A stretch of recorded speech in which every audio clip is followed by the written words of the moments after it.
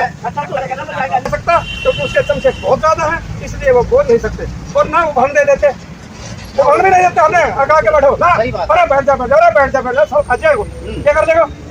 हम हमारा बाप ने वोट दी, हमने वोट दी, आज भाई बीच में आए हो, अरे क्यों नहीं जो है साहब की मानने को काट दो। दक्षिण हरियाणा ने हरवाने वाला, मेरे तो बुलवा लो, दक्षिण हरियाणा ने हरवाने वाला सिर्फ इंद्रजीत है। लुटवाने वाला बर्बाद तो उसने करे, बर्बाद कर रहा है, बर्बाद तो उसी करे उड़ाइए।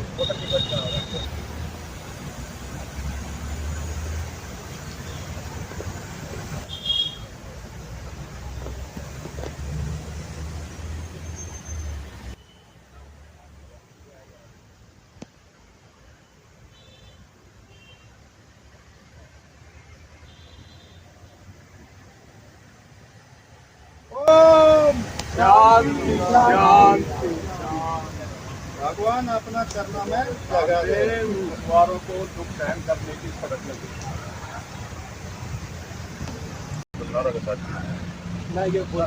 किसान एकता जिंदाबाद, किसान एकता जिंदाबाद, जय जवान जय किसान। 1810 एकड़ जमीन नहीं देंगे, नहीं देंगे, 1810 एकड़ जमीन नहीं देंगे।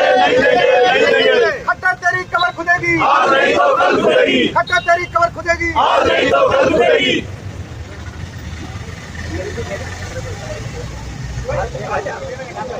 आवाज दो, आवाज दो, जय जवान जय किसान, जय जवान जय किसान, बोलो विशाखी जय।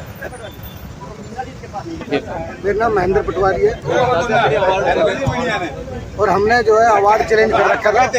हमारे बढ़िया दिन आने वाले हैं, जैसे मोदी कह रहे थे 15-15 लाख आओगे, ऐसा हमारा भी आओगा।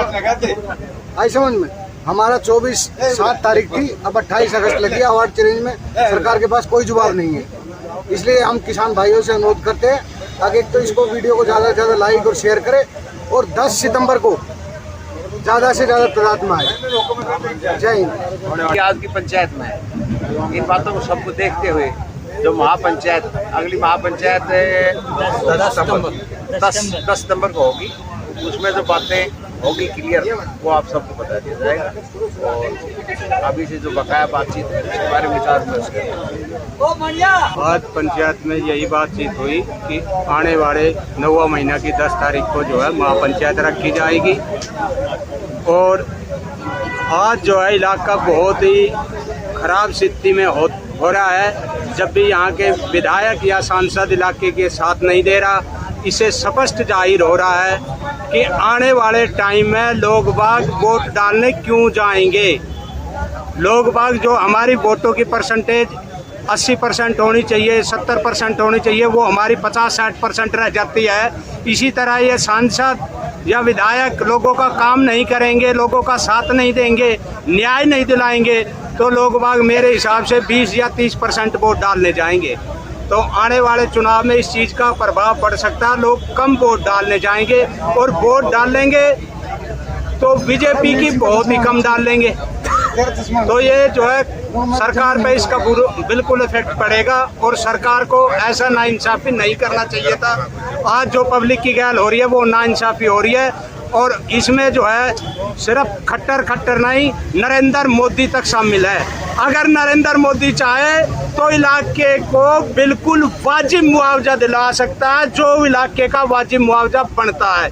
इलाके का 55 लाख रुपया वाजिब मुआवजा नहीं है। इस बात का देश के बच्चे का पता है कि भाई इलाके में कासन गांव में 55 लाख का मुआवजा नहीं है, इस मुआवजे को बढ़ाया जाए।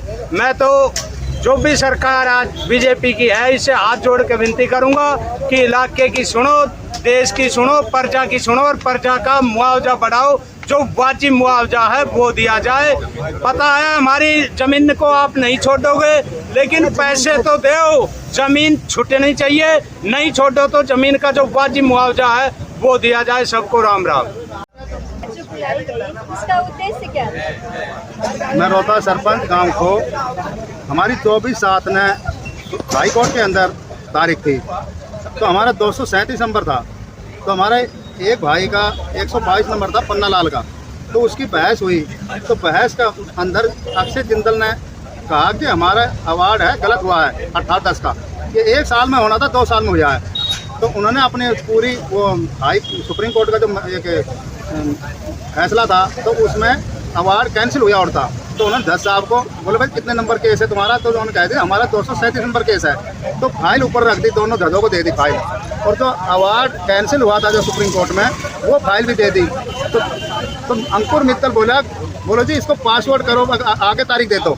तो जज साहब ने कहा भाई ये तो लेफ्ट 3 बार लेफ्ट बोल रहा है भाई, ये तो तुमने 1 साल में करना था अवार्ड, तुमने 2 साल में किया, गलत है। तो अंकुर मित्तल ने ये मान लिया कि हाँ जी गलत हुआ। तो उन्होंने कहा जी मेरे को तारीख दे दो, आगे हम थोड़ा अपना और भी कागज वगैरह इकट्ठा कर लेते हैं। तो जज साहब ने कहा भाई ठीक है, अगली आपकी 28/8 तारीख लगा दी है, और इधर अंकुर मित्तल से बोल दिया भाई आप भी अपना कागज इकट्ठा कर लेना, और इधर अब अक्षय जिंदल के बोल दिया हमारे वकील से भाई आप भी अपने किसानों को कर लेना।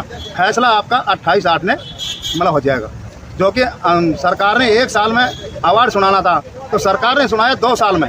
तो जज साहब ने कह दिया भाई ये फैसला है ये बिल्कुल किसानों के हक के अंदर है। इस पंचायत में मुख्य बात ये रखी भाई हम किसान सब भाई जीत गए, और 10/9 में हमने एक बड़ी महापंचायत करेंगे बहुत बड़ी, जो कि हम जीत जाएंगे तो बाबा पूरनमल का हम भंडारा करेंगे। बाबा पूरनमल का 25/9 में मतलब चीर बंधेगा, तो हमारा बाबा पूरनमल का और दादा जोड़वाला का और बाबा नारायणदास का तीनों देवता के नाम पे हमारे 3 बार जज साहब ने लैप्स 3 बार बोला, तो हमारे देवता की बहुत मेहरबानी रही। और हमारा धरना ने 13 महीना आज 6 दिन हो गया। हमारे किसान भाइयों ने बड़ी अपने सब बैठ के ना भूखे पिसाए, अपना काम छोड़कर सबने उरे एक मजबूती दिखाई और सबने अपनी जीत हासिल की कोर्ट के थ्रू। रहेगा चाहे 1 साल और लग जाओ, 1 साल तो हो गई, 13 महीना तो 13 महीना और लग जाओ, हम बिल्कुल अपनी लड़ाई लड़ेंगे किसान भाई। क्योंकि हमारी 2011 में सेक्शन 4 हुआ था, जो कि सरकार ने सेक्शन 6 हमारा 2020 में करा, सेक्शन 9 हमारा 2022 में करा, अवार्ड हमारा 2011 में 55 लाख रुपया सुनाया। आज गुड़गांव जिला के अंदर 55 लाख जब कोई सुनता है तो उसका हार्ट भी अटैक हो जाता है। हमारा इस 1810 में 8,400 मेरे भाई है जो कि अपना गुजारा कर रहे हैं, कहीं की 1 कनाल, कहीं की 2 कनाल, कहीं की 3 कनाल, ऐसे छोटे जमींदार हैं जो कि अपने भैंस भूंस पालकर अपना दूध बेचकर गुजारा कर रहे हैं, अपनी सब्जी उब्जी बोकर अपना गुजारा कर रहे हैं। मेरा कहना तो यह है भाई 36 बिरादरी की ज़मीन है ये 1810 एकड़, 36 बिरादरी ऐसे ही बसे रहे जैसे अब बसरी है, पशु पक्षी भी वहीं बैठे जहाँ बैठता है। मेरा तो ये कहना है ये भाई 20,000 आदमी ऐसा है, अगर ये हमारी ज़मीन चलेगी ये रोड के ऊपर बिल्कुल मरण के लिए तैयार हो जाएगी। 2015 में सरकार ने छोड़ दिया था, जो कि उनका अवार्ड भी उनका सेक्शन 4 2012 में हुआ था, पर हमारा सेक्शन 4 2011 में हुआ था, उनका बाद में हुआ था 1 साल, उनकी छोड़ दी। मेरा नाम जोगाराम, गांव मोखलवास है।